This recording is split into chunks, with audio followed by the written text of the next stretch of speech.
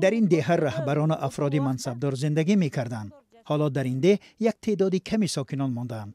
قبلا انیلچک را شهر می‌نامیدند. در اینجا کارخانه زیاد فعالیت داشت و کارمندان را هم مسکو با معاش بلند تامین می‌کرد. زمانی شوروی ما 3-4 مغازه کلان داشتیم و هر завод برای خودش یک اونیورماگ داشت. در اینجا متال‌های قیمت‌بها استحصال می‌کردند.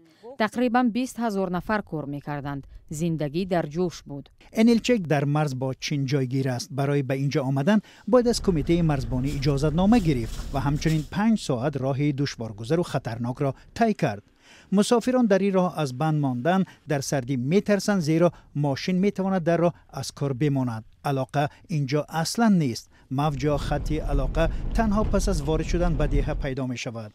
علاقه مابیلی و آب را همین چند سال پیش پس از ارسال شدن صدها نامه شکایتی از جانب ساکنان به ده آوردند، اما ساکنان از اینترنت محرومند. اینجا فقط موج یک شرکت موبیلی میگیرد. به ما از ناحیه زنگ زده خبرها را میگویند. هر وقت به مرکز ناحیه رفتیم، بعد وارد اینترنت میشویم و به نامه ها جواب میگوییم. از خبرهای جهان طریق تلویزیون آگاه میشویم.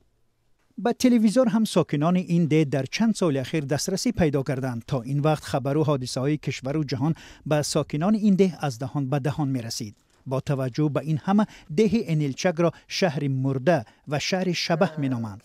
مدیر مکتب حمام نو و حاجتخانه های نفساخت مکتب را نشان می دهد. در نزد مکتب باغچه برای کودکان خردسال هم تأسیس دادند تا به انجام رسیدن بینای کلان باغچه کودکان خردسالان به اینجا می آیند.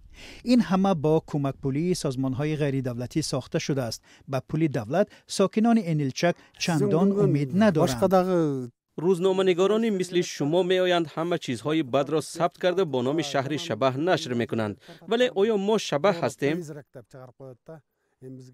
پس از با آب و علاقه تامین شدن ده، برخی از عائله های جوان دوباره به انیلچک کوچ بسته ایستادند. تا آمدن من در ده معلمی زبان انگلیسی نبود. معلمی زبان روسی این فن را به کودکان درس میداد. البته آدمان حیران میشوند که ما چی طور به اینجا آمدیم. میگویند که به نزدیکی اینجا با اینترنت پیوست می شود. خیلی خوب می شد.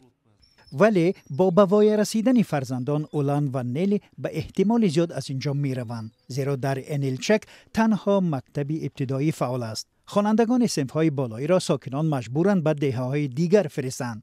حالا یگانه امید ساکنان این ده به استحصال کان است. با باوری آنها تنها با برقرار کردن استحصالات می شود ده را دوباره زنده کرد.